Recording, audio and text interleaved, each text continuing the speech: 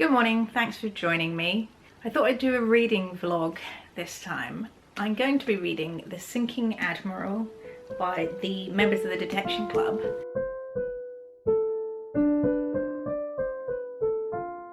I'm not doing this as a kind of solve-along murder mystery type of video. When I set up the channel, I intended a kind of like running joke about running a detective agency that solved literary murder mysteries, and my cat Colin was the boss or lead detective or whatever of the agency. And you know, this was never intended to be serious or anything, but it was kind of just a fun little joke for people who like murder mystery books and cats.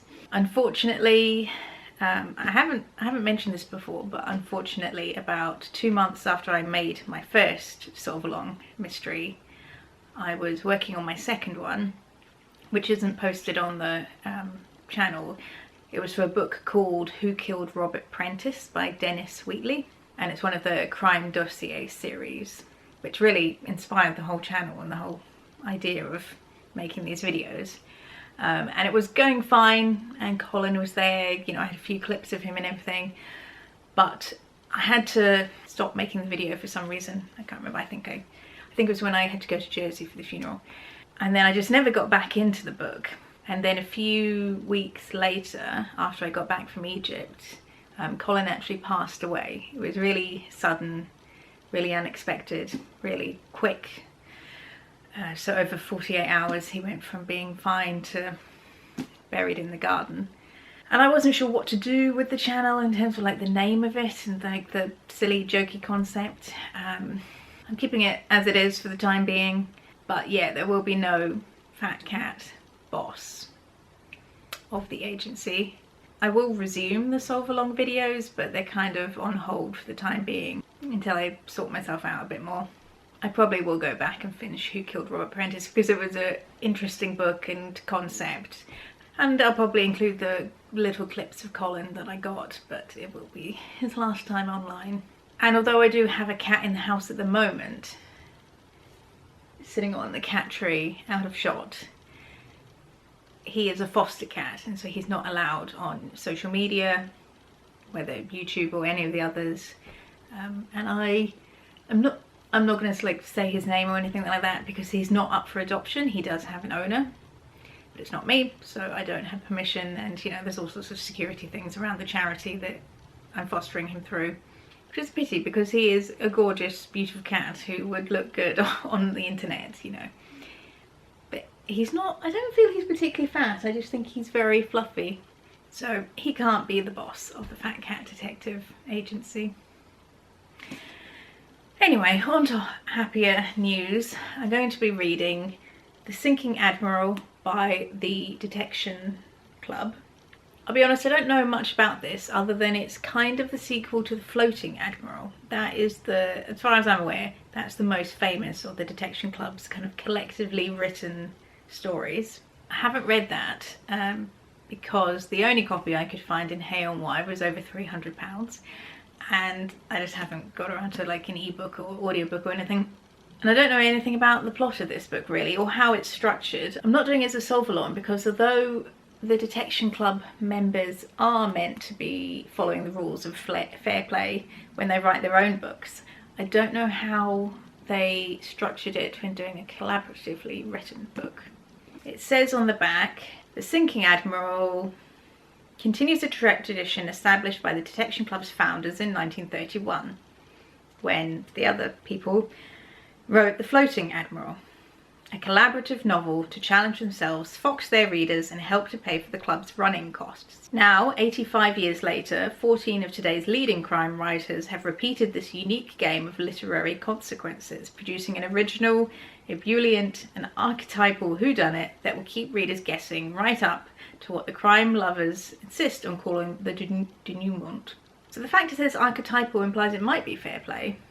Maybe they're following the rules, but I don't know. We'll just do it as a normal reading vlog, because although I've posted a few videos now, I don't think any of them are that style. I don't think I've actually told you my opinions on any books, which is a bit weird, but sure.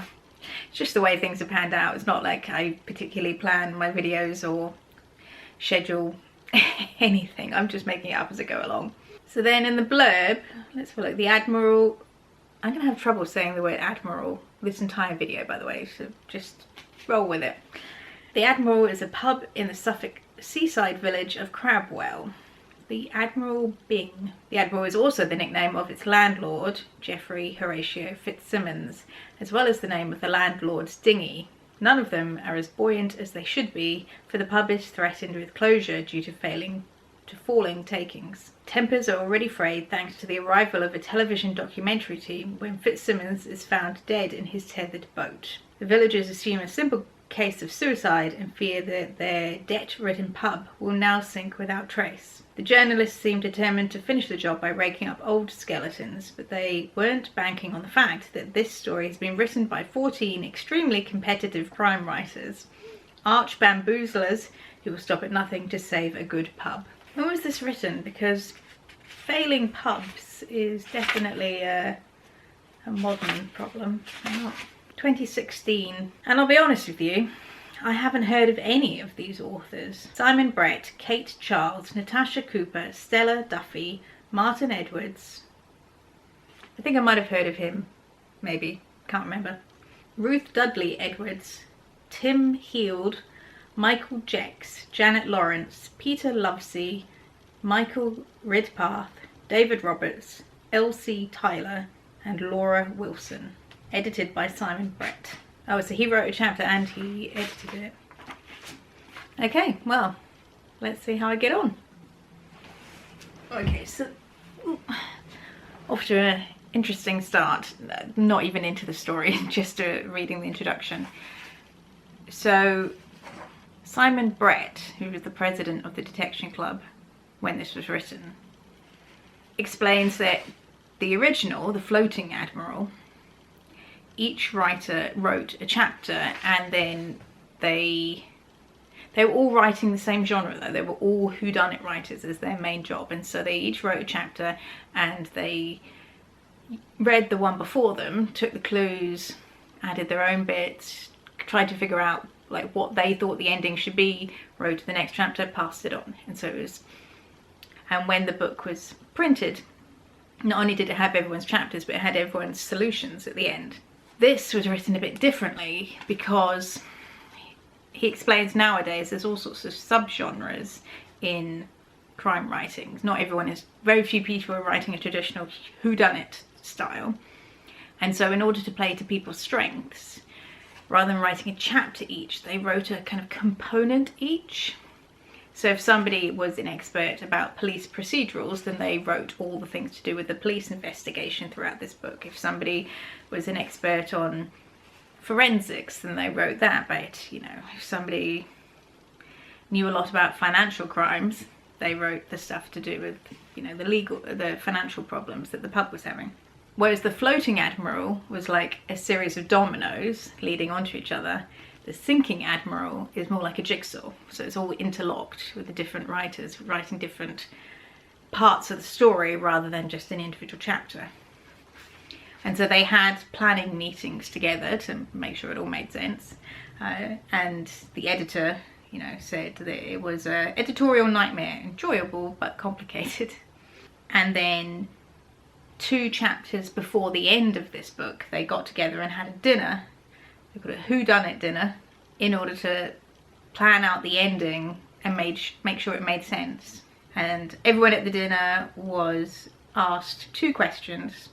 1, who committed the appalling crimes outlined in the narrative? And 2, who was going to write the chapters for the denouement? And so they worked that all out. And he does suggest that, you know, readers of this book might want to be kind of thinking about a double mystery, like not only the whodunit of the story, but also which authors wrote which components. I won't be doing that though, because as I said, I don't think I've not read any work from these authors, which I feel a bit bad about. So I wouldn't have the faintest clue who knew most about the police or knew most about financial crimes or anything. But basically they just enjoyed the collaborative novels from the 30s so much that they, just as a little passion project, wanted to do an updated version.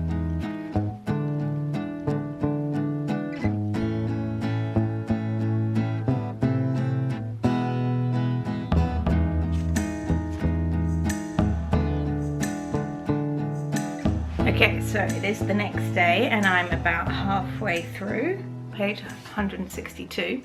It's pretty good, like it's not amazing, and I can see how the multiple writer thing would lead to editorial problems, which means that the writing in it is very readable, but it almost is also very bland, like it doesn't have any particular style to it. It's very easy, very smooth, very simple writing. But I guess that's just part of the nature of this writing style, because no one can write in a particularly characteristic, style of their own, because first of all it would stick out like a sore thumb from everybody else's, and if everyone was trying to write in their own style, then you just end up with this mishmash of narrative voices. So I can see why the editor kind of smoothed things down to the lowest common denominator, but it does mean that it's quite a bland read. But maybe as events and the plot get more dramatic, then the fact that it's a very bland writing style will kind of fade to the background. I am really enjoying the little jokes.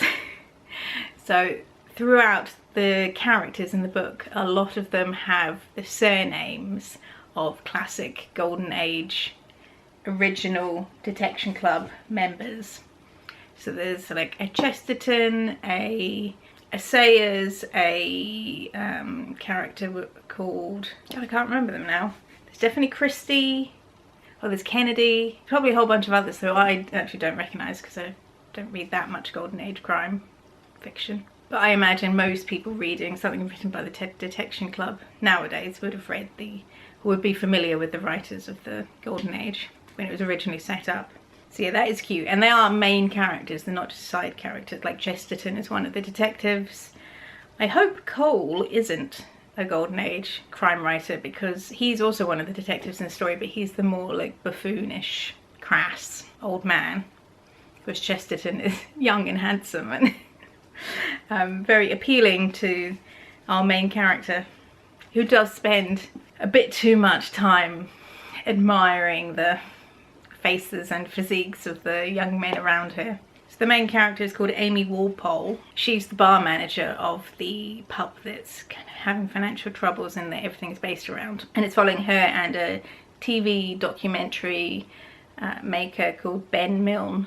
I wonder if he's named after A.A. Milne, now I think about it. Looking up at my crime fiction shelf, A.A. Milne did write one whodunit crime story.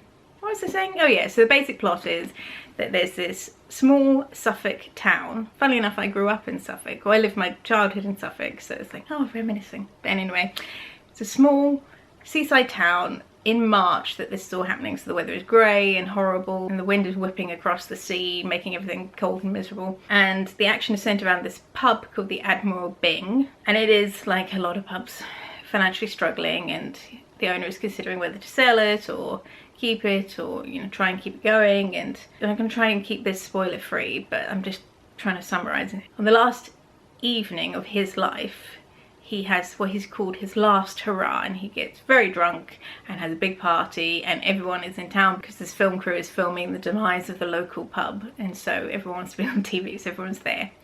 And on his last day he has a few like important meetings, a few people in secret, and then after the party, after all the drinking, the manager of the bar thought that the owner had gone upstairs to bed, but she's walking back home along the seafront and she sees the owner's boat.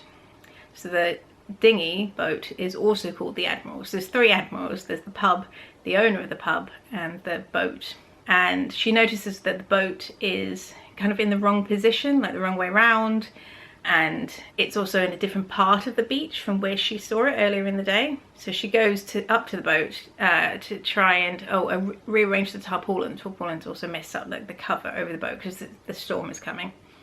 So she goes to try and rearrange the cover and kind of get it all sealed up, when she sees a body which is face down in water that's in the boat, because the boat is actually sinking as she approaches it. So she heaves up the body and she realises that it is the owner of the pub and the owner of the boat, who's also called the Admiral. But his actual name is Fitzsimmons. He's also referred to as Fitz. Just funny if you've read The Realm of the Elderling series, because I can't help but think of Fitz in that book as well. But anyway, they're not all connected. So, and there's a note tucked into the tarpaulin a typed note saying, looking like a suicide note, but Amy knows that Fitz was completely technophobic, and I think this is going to be a major plot point, that he refused to learn to use a computer, wouldn't have known how to print an envelope, so she absolutely refuses to believe that this is a genuine suicide note, so therefore she leaves. She thinks that it's murder, and she works together with the TV producer guy because she needs his footage of the party the night before, but also, like, of course he wants to have his TV show actually turn out to be about murder rather than a failing pub, because, you know, far more dramatic and interesting. So they're the two kind of main detective characters, even though the police are on the scenes, but, you know, from the reader's point of view, there are kind of detectives figuring everything out. I haven't got many theories at the moment as to what happened to Fitz. We're kind of still in that exploratory phase of the point of view, looks at different characters through the village and sees things from their perspective, and we learn a bit more about them and about their history and how they ended up in this tiny little Suffolk village. A lot of them, you know, are running away from something, and they've got like a slightly shady past, including Amy herself, but also like the vicars made allusions to wanting to leave things behind. So yeah, so far pretty good, but not amazing, but we'll see if there's some plot twists that blow me away. So here we are, end of day 2, and I finished the Sinking Admiral. Yeah, I mean, it wasn't great. Like I said before, it was an easy read, but as I went along, I realised that the cohesion was completely missing in this book. There are quite a few points where it contradicts itself, presumably because the parts were written by different people, and sometimes it's even just small, even within one scene it contradicts itself. Like, characters say they're going to do something and then they go and do something totally different, which doesn't make sense. But also just in the bigger arc of, I'm thinking of one character in particular. This might be considered a bit of a spoiler, so I'll put a spoiler thing on the bottom, but throughout the whole book, this particular character is flirting with a TV producer, visiting the town, and is trying to get a TV show made where she can be the star. She thinks she's the next sexy TV chef, like in the lines of Nigella Lawson. But then during the point of view chapter, it's revealed that she, like everyone else, has a dark past, and it specifically says that she can never be in a situation where people will want to Google her because her new name is quite easy to link to her old name and what went on in her past. And so it makes no sense for someone in that situation to try and get a TV show made where they're the main presenter. So I can only assume that whoever wrote her point of view chapter which dealt with her past, didn't know that throughout the entire rest of the book she's trying to have her name in lights and be the next great TV chef. So yeah, that's not great. And then when it came to like the actual whodunit and the murder, I mean, the motive was pretty weak. I figured out who did it just because the situation was such that all I had to think was, who would care about this situation? And then that gives you the answer of who done it. Trying not to give anything away, but it was so weak and the situation was so, like, whatever, not a big deal, that almost no one would care about it. It really only left like 1 or 2 people. If the reason had been written, and this book had been written in the 1940s or 50s, yeah, I could understand it would be more of a big deal. And it would be something worth killing someone over. Sorry, I'm distracted. I gave the foster cat some catnip tea and he's going a bit bananas with it. He's splashing everywhere. I'll go mop up after him later. What was I saying? Yeah, so in the 50s, the reasoning, I can kind of understand it would be a big deal and might be worth killing someone over, or might be necessary to kill someone over. But this was written in 2016. Like, we've moved on. The whole drama was not that big a deal.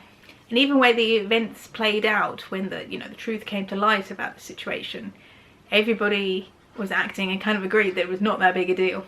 I think this story also suffered from the fact that in the introduction, the editor explained that there are now so many subgenres of crime fiction that hardly anybody writes whodunits anymore. You know, people are writing very specific subgenres. And consequently, I think, everyone who contributed to this was writing in a genre that they don't normally write in.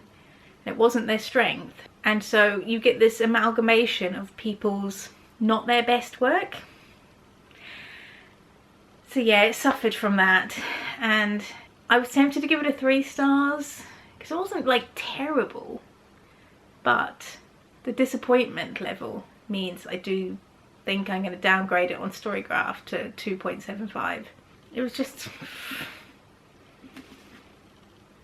bunch of people muddling around in the genre that they aren't great at writing. It does make me think I should read the Floating Admiral though, because that was...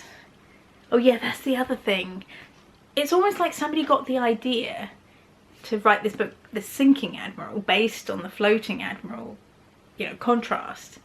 And then they really tried to shoehorn the plot into this title rather than writing it first and then coming up with the title later. But yeah, maybe I should read The Floating Admiral to see if it's better in terms of the actual plot and the motive and the murder and all that.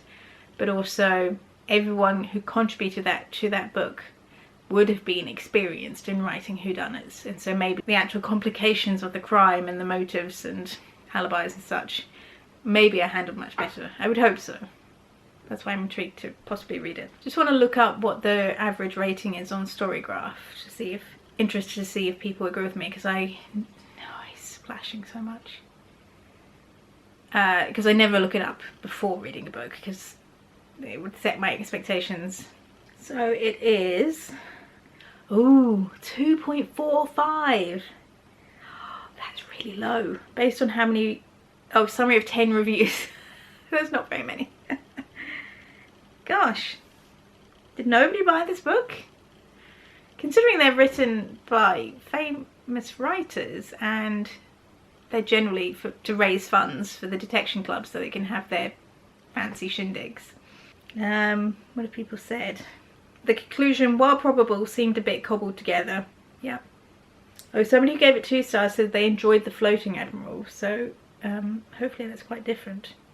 Yeah, it's led to a disjointed novel with little flow, several continuity errors, yep, and a range of underdeveloped and unlikable characters. Ooh, I agree. I mentioned earlier that I hoped that Cole wasn't a member of the original Detection Club because the character called Cole in the book is a bad policeman. Not crooked, but just like not good at his job.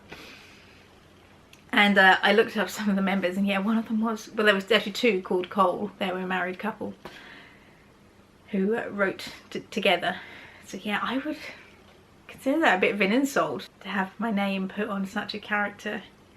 I really thought it was, you know, when I started spotting the original members' names in the characters of the books, I thought it would just be the nice, like, flattering characters who had those names. But no, I don't know. I don't know why they did that. It's like they had a good idea for a joke, but then had to follow through on it even though it wasn't funny anymore. But anyway, yeah, so that's my first spoiler-free review. Let me know if you've read The Sinking Admiral, or more importantly, have you read The Floating Admiral, and is it any good? Thanks very much for watching. Bye.